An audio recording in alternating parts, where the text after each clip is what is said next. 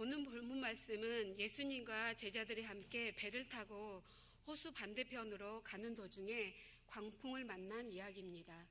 피곤하셔서 배에서 주무시는 예수님과 강풍에 무서워하는 예수님의 제자들의 모습이 비교되고 있습니다. 어느 평안한 날에 예수님께서 제자들에게 말씀하셨습니다. 호수 저편으로 건너가자라고요. 그날은 먹구름도 하나도 없는 날이었습니다. 호수 중간쯤 왔을 때 예수님은 피곤하셔서 배에서 잠이 드셨습니다. 그때까지 제자들에게는 평화로운 오후, 아무 문제가 없던 시간이었습니다. 잠잠하고 고요하던 호숫가 저 너머에 바람이 불기 시작합니다. 그 바람은 갑자기 거친 광풍으로 돌변합니다. 잔잔한 호수물이 시간이 지남에 점점 거칠어집니다. 예수님의 제자들도 어떻게 해야 할지 우왕좌왕합니다. 처음 배에 물이 들어올 때 제자들은 물을 퍼내기 시작했습니다. 그들은 이 정도쯤이야 하는 생각이었을지도 모릅니다. 잠시 생각에 빠진 틈에 어느새 물을 퍼내는 양보다 배에 물이 차는 양이 많아집니다. 제자들이 하는 동안에 갑자기 어디선가 강한 바람이 그 배를 때립니다. 이로 인하여 배 안에는 엄청난 물이 퍼부어졌고 그 물들은 제자들이 퍼내기에는 역부족이 되었습니다.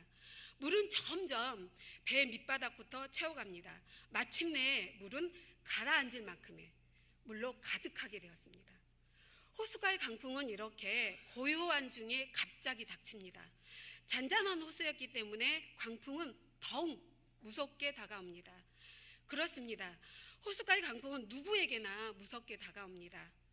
호숫가의 강풍은 바다의 태풍과도 같기 때문입니다. 호숫가의 강풍은 누구도 예언할 수 없어 미리 대비할 수가 없습니다. 호숫가의 강풍은 호수 안에서 배를 타고 있는 모든 사람들에게 무서운 존재인 것입니다. 강풍이 무섭게 다가오고 있는 그때 제자들은 배에 주무시고 계시는 예수님이 생각났습니다. 물이 배에 들어올 때는 옆에 누가 있는지, 예수님이 어디 계신지 생각하지 못했습니다. 배에서 물을 퍼내야 한다는 생각뿐이었기 때문입니다. 예수님의 제자들은 예수님을 다급하게 깨웁니다. 왜 예수님을 깨울까요? 그때서야 예수님이 누구신지 생각난 것입니다. 제자들은 자신들이 해결할 수 없는 단계에 이르러서야 예수님을 찾게 된 것입니다. 예수님의 제자 중에는 어부 출신이 있었는데도 불구하고 무서워했습니다. 어부 출신인 제자들을 생각해보면 이것은 예견할 수 있지 않았을까요? 어부 출신 제자들 중에는 강풍을 만나본 제자가 없었을까요? 그럼에도 불구하고 예수님의 제자는 두려움에 떨었습니다.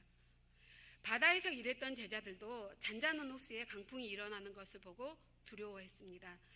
어부 출신 제자들은 바다에서 가장 잘하는 것이 무엇일까요? 물고기 잡는 일입니다.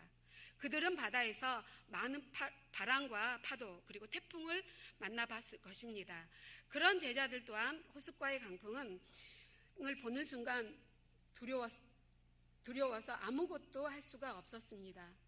8장 말씀에 보면 예수님의 제자들은 예수님과 함께 각 성과 마을에 다니시면서 하나님 나라를 선포하시고 악귀와 병들어 있는 자들을 고치셨다고 말씀하고 있습니다. 예수님의 제자들은 예수님의 사역을 바로 옆에서 보았습니다. 그러나 그들은 예수님의 사역을 봤음에도 불구하고 그들은 호숫가의 강풍은 무서워했습니다. 왜 그렇습니까? 그들은 하나님의 나라에 대해서 잘 알지 못했습니다. 악귀를 쫓아내신 예수님을 봤으면서도 그것이 무엇인지 알지 못했습니다. 병 고치는 예수님을 봤으면서도 그것이 무엇인지 알지 못했습니다. 왜 그렇습니까?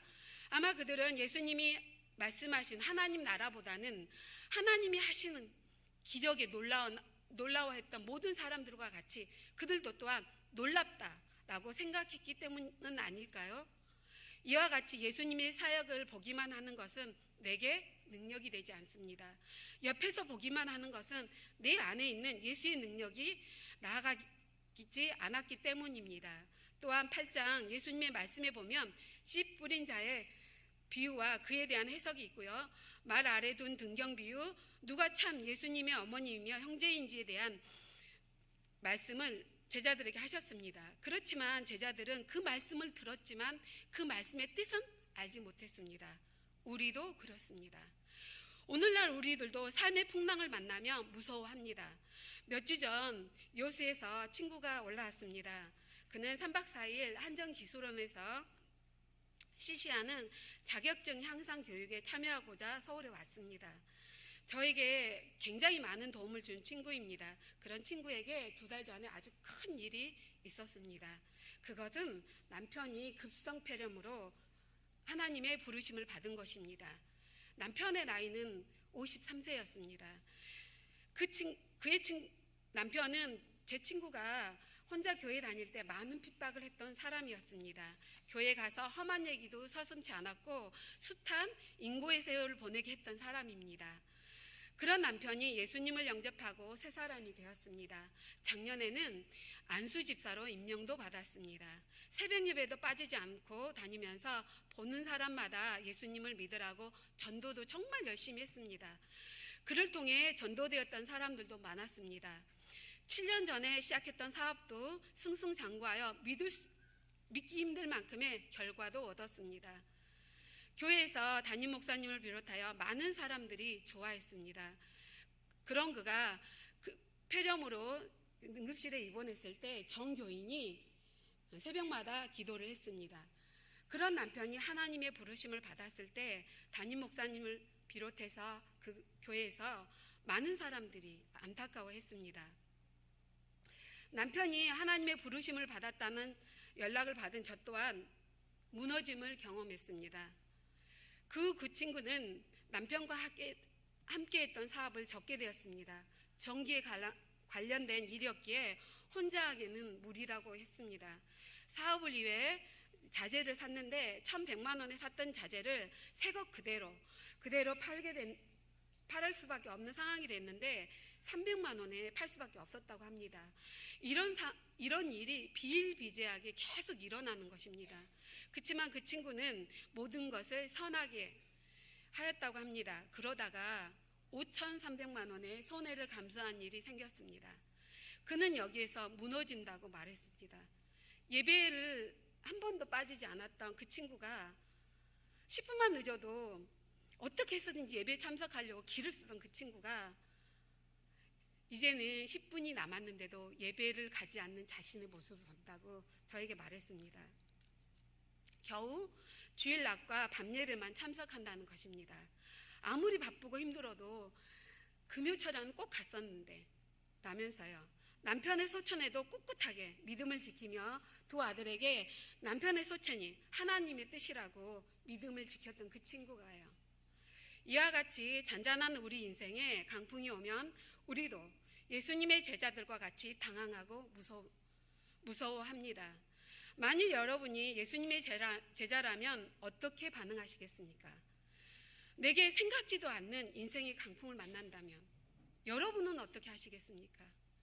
오늘 직장을 잘 나가던 남편이 명단에 올랐다고 한다면, 오늘 종합검진을 받았던 부인이 암에 걸렸다고 한다면, 오늘 잘 나가던 사업이 부도 위기에 처했다고 한다면, 오늘 내 사랑하는 자녀에게 어려운 일이 닥쳤다고 한다면, 오늘 나보다 못한 친구는 붙은데 나만 자꾸 떨어진다면 여러분들은 제자들과 같이 절망 가운데 있지 않을까요?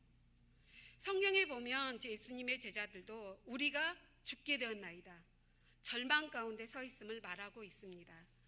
우리도 오늘 직장을 잘 나가던 남편이 명단에 올랐다고 한다면 절망 가운데 있을 것입니다. 우리도 오늘 종합검진을 받았던 부인이 암에 걸렸다고 한다면 절망 가운데 있을 것입니다. 우리도 오늘 잘 나가던 사업이 부도 위기에 처했다고 한다면 절망 가운데 있을 것입니다. 우리도 오늘 내가 사랑하는 자녀가 어려운 일에 처해 있다면 절망 가운데 있을 것입니다. 나보다 못한 친구는 붙었는데 나만 자꾸 시험에 떨어진다면 나는 절망 가운데 있을 것입니다. 왜 그렇습니까? 그것은 남편의 명태가 복이 아니라고 생각하기 때문입니다. 부인이 암에 걸리는 것이 복이 아니라고 생각하기 때문입니다. 회사의 부도가 복이 아니라고 생각하기 때문입니다. 자녀의 어려운 문제가 복이 아니라고 생각하기 때문입니다. 시험에 자꾸 떨어지는 것이 복이 아니라고 생각하기 때문입니다. 이렇게 어려운 일이 닥치는 것은 내가 하나님께 복을 받는 것이 아니라고 생각하기 때문입니다. 세상에 좋지 않은 모든 일들은 다 복이 아니라고 생각하기 때문입니다. 그렇다면 요셉이 형제에게 종으로 팔리고 억울하게 감옥에 있을 때를 생각해 보시기 바랍니다. 요셉이 종으로 팔리는 것은 그럼 무엇입니까? 요셉이 억울하게 감옥에 갇혀 있는 것은 무엇입니까? 잠에서 깨어난 예수님은 말씀으로 풍랑을 잠잠케 하셨습니다. 제자들이 주여 주여 죽겠나이다 라고 말하면서 예수님을 깨웠습니다. 제자들 중에는 배를 다루는 일에 전문가인 사람들도 있었습니다. 그들은 이러한 상황에 어떻게 대처를 해야 되는지 알고 있었고, 따라서 자신들의 능력이 미치는 대로 위기를 헤쳐나가기 위해 최선의 노력을 기울였을 것입니다. 그러나 그 모든 노력에도 불구하고 사태는 점점 악화되어 갔고 마침내 죽음의 위협에 느끼게 된 것입니다. 제자들은 예수님을 깨워 도움을 요청합니다. 주여 주여를 반복하게 외치는 것은 그들이 처한 다급한 상황을 능히 짐작하게 합니다. 예수님의 제자들은 예수님이 악귀를 쫓아내시고 병든 자를 고쳐주셨던 예수님을 기억하면서 예수님을 깨웠습니다. 드디어 예수님이 잠에서 깨어나셨습니다. 예수님은 잠에서 깨어나셔서 광풍이 예수님의 제자들을 절망 가운데로 인도하는 것을 보시고 광풍을 일으키는 바람과 물결을 보고 꾸짖었습니다. 예수님의 꾸지람을 들은 바람과 물결은 잔잔하여졌습니다. 제자들은 광풍을 보고 두려워했지만 예수님은 광풍을 보고 바람과 물결을 꾸짖었습니다. 우리는 현상을 보고 두려워하지만 예수님은 현상 너머에 있는 본질을 보고 꾸짖은 것입니다. 마가복음 4장 37절 말씀에 보면 큰 광풍이 일어나며 물이 배에 부딪혀 들어와 배에 가득하게 되었다라고 말씀하고 있습니다. 광풍이 일어나 물결에 부딪히면 부딪히던 호수의 물이 우리가 무서워하는 거대한 해일처럼 일어나게 됩니다. 거대한 해일처럼 일어나는 광풍을 본다면 어느 누가 무서워하지 않겠습니까? 무서워하는 것은 당연한데도 예수님은 우리에게 물으십니다. 예수님은 제자들에게 믿음이 어디 있냐고 물으십니다. 25절 말씀에 보면 너희 믿음이 어디 있느냐? 예수님께서 제자들에게 묻고 계십니다. 만일 그들이 믿음이 있다면 광풍이 없었을 거라고 말씀하고 계시지 않습니다. 예수님께서는 제자들 스스로 광풍을 가라앉힐 수 있다고 말씀하지 않으십니다. 그럼 왜 예수님은 제자들에게 믿음이 어디 있냐고 물으시는 것일까요? 누가복음 8장 4절에서 18절 말씀에 보면 말씀에 씨 뿌리는 비유를 예수님은 제자들에게 하셨습니다. 그리고 제자들에게 이 비유의 뜻을 가르쳐 주셨습니다. 그렇습니다. 누가 좋은 땅입니까? 제자들은 예수님을 신뢰할 만한 충분한 시간이 있었습니다. 하지만 예수님의 제자들은 예수님의 씨 뿌리는 비유를 듣고도 자신의 마음을 점검하지 않았습니다. 예수님의 말씀이 나와 무관하다고 여겼을지도 모릅니다. 자신들은 예수님의 말씀에 온전히 따른다고 생각하고 있었을지도 모릅니다. 그러나 호수가의 강풍을 만나자 그들은 자신의 실체를 드러냈습니다. 그때 예수님은 말씀하십니다. 너희 믿음이 어디 있느냐? 예수님께서 강풍을 잔잔하게 하심으로 제자들이 예수님을 향하여 두려워하였다고 성경은 말하고 있습니다. 제자들은 강풍보다 더 큰 예수님의 능력을 목격했습니다. 그리고 주님을 더 두려워했습니다. 그들은 자연현상과도 같은 광풍의 본질인 바람과 물결을 꾸짖는 예수님을 보고 두려워했습니다. 또한 꾸짖는 예수님의 말씀에 순종하는 바람과 물결을 보고 두려워했습니다. 그들은 말합니다. 그가 위기에 바람과 물을 명함에 순종하는 것. 그들은 말합니다. 예수님은 귀신을 쫓아낸다고. 그들은 말합니다. 예수님은 병자도 고친다고. 그들은 말합니다. 예수님은 우리의 구세주라고. 하지만 그들은 알지 못했습니다. 예수님이 누구신지를. 누가복음 9장 18절에서 22절 말씀에 보면 예수님은 그런 제자들에게 말씀하십니다. 너희는 나를 누구라 하느냐? 바람과 물결을 꾸짖는 예수님을 보고 제자들은 25절 말씀에 저가 누구기에? 이 질문은 그들이 예수님과 함께 있으면서도 그들 마음속에 저절로 예수님에 대한 생각을 표현하고 있습니다. 예수님은 누구신가? 그들이 예수님께 선생님은 누구시옵니까? 아니면 너희는 나를 누구라 하는가? 누구로 아는가? 라고 물으십니다. 예수님께서 여러분들에게 물으신다면 여러분들은 무엇라 말할 것입니까?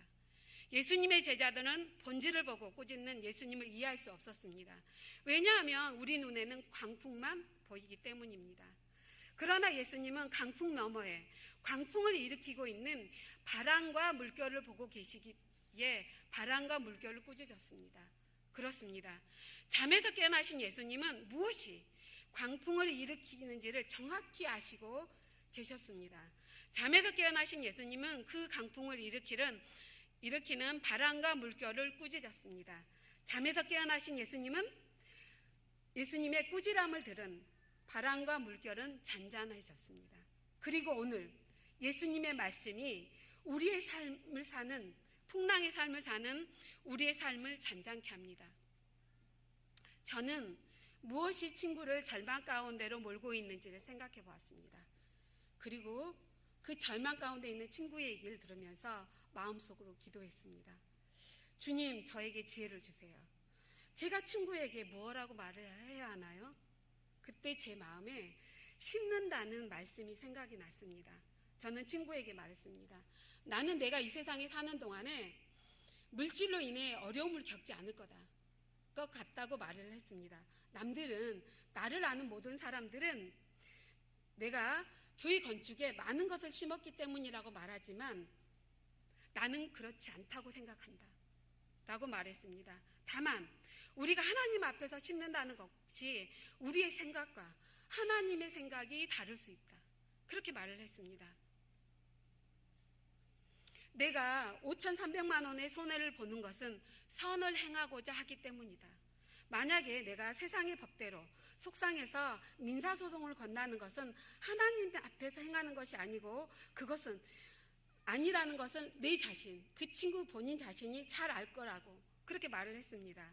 그러면서 저는 혹은 제가 잘은 모르겠지만 내가 이렇게 하는 것이, 그러니까 5,300만 원의 손실을 보는 것이 내 두 자녀에게 돌아갈지 어떻게 알겠느냐. 그냥 너희 두 자녀 앞길에 물질로 인하여 어려운 일을 겪지 않게 될 거라는 생각으로 손실을 받아들이라고 말했습니다. 그리고 기도하라고. 하나님, 저는 못합니다. 그러나 하나님 믿고 손실을 받아들이겠습니다. 다만 저희 두 아들의 앞길에 물질로 인해서 어려운 시험이 들지 않게 해주세요 라고요. 그 다음날 친구는 제게 어제 제 말이 자신의 마음을 평안케 했다고 말하면서 기도가 되지 않았는데 오늘 새벽에 처음으로 기도가 되었다라고 말했습니다. 그러면서 저에게 정말 고맙다라고 말을 했습니다. 이와 같이 우리는 삶의 현실을 봅니다. 그리고 기도합니다. 말씀이 아닌 현상을 없애달라고 말입니다. 우리가 두려워하는 것은 현상을 없애달라고 말합니다. 우리 남편의 사업이 부도나는 현상을 없애달라고 말합니다. 우리 부인의 암덩어리에 현상을 없애달라고 말합니다. 남편의 직장의 어려움으로 인한 명태 현상을 없애달라고 말합니다. 내 자녀의 어려운 문제 해결해달라고 말합니다. 자꾸 시험에 떨어진 나에게 시험을 붙는 비책이나 방법을 가르쳐줘서 시험이 떨어지지 않게 해달라고 우리는 말합니다. 주님의 말씀보다는 지금 우리에게 나타나고 있는 현상, 그것이 없어지기를 우리는 바라고 있는 것입니다. 그런 우리에게 오늘 예수님은 제자들에게 물으셨던 너희 믿음이 어디 있느냐 라고 지금 묻고 계십니다. 만약 우리가 믿음이 있다고 해도 남편의 직장에서 당하는 명태가 자연적으로 해결되지 않습니다. 만일 우리가 믿음이 있다고 해도 오늘 받은 종합검진에서 부인의 암이 없어지지 않습니다. 만일 우리가 믿음이 있다고 해도 오늘 부도날 사업이 해결되지 않습니다. 만일 우리가 오늘 믿음이 있다고 해도 내 남편의, 내 아이의 좋지 않는 문제가 해결되지 않습니다. 만일 오늘 내게 믿음이 있다고 해도 내가 떨어진 시험이 합격으로 변화되지 않습니다. 그러나 우리는 우리의 마음을 지킬 수 있습니다. 주님은 우리에게 현상을 없애지 않으시고 말씀으로 말씀하십니다. 두려워하지 말라. 내 남편의 명태를. 무서워하지 말라. 내 남편의 사업의 부도를. 걱정하지 말라. 내 부인의 건강을. 염려하지 말라. 내 자녀의 모든 어려운 문제를. 내 취업의 문제를. 지금 이 시간에도 주님은 현상을 없애달라는 우리에게 말씀하십니다. 자살로 인해 죽음에 이르는 사람들은 현상이 그를 죽인 것이 아닙니다. 그들은 자신의 마음을 지키지 못해서 죽음에 이른 것입니다. 우리에게 귀한 것은 우리의 마음을 지키는 것이라고 주님은 말씀하십니다. 우리는 볼 수 없는 것을 주님은 보고 계십니다. 우리는 현상을 보고 두려워하지만 주님은 현상 너머에 있는 우리를 두렵게 하는 것을 보고 계십니다. 그런 주님은 말씀하십니다. 나는 여호와 너희 하나님입니다. 하나님은 우리의 모든 것을 알고 계십니다. 그런 주님이 우리에게 우리의 마음을 지킬 수 있는 말씀으로 말씀하십니다. 광풍이 일고 있는 우리에게 광풍을 잠재울 수 있는 말씀으로 말씀하십니다. 두려워하지 말아라. 염려하지 말아라. 주님의 말씀을 믿을 때 광풍으로 두려워하는 마음이 잔잔하여지고 염려하는 마음이 평온한 마음, 주님이 주시는 평강이 우리의 마음에 임하게 됩니다. 잠언 4장 23절 말씀에 모든 지킬 만한 것 중에 더욱 내 마음을 지키라. 생명의 근원이 이에서 남이니라. 기도하겠습니다.